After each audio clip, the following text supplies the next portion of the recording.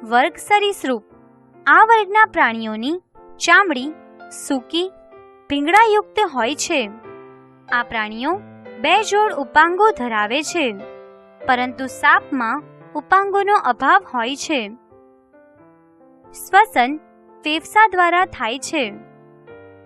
હૃદય ત્રિખંડી એટલે કે 3 ખંડનું બનેલું હોય છે. આ પ્રાણીઓ જમીન પર ઈંડા મૂકે છે. આ પ્રાણીઓ એકલિંગી હોય છે તેમજ શીતરુધિરવાળા પ્રાણીઓ છે. ઉદાહરણ તરીકે ગરોળી, ઉડતી ગરોળી, કાચબો,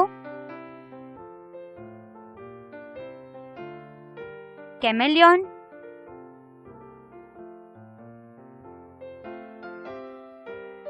સાપ વગેરે.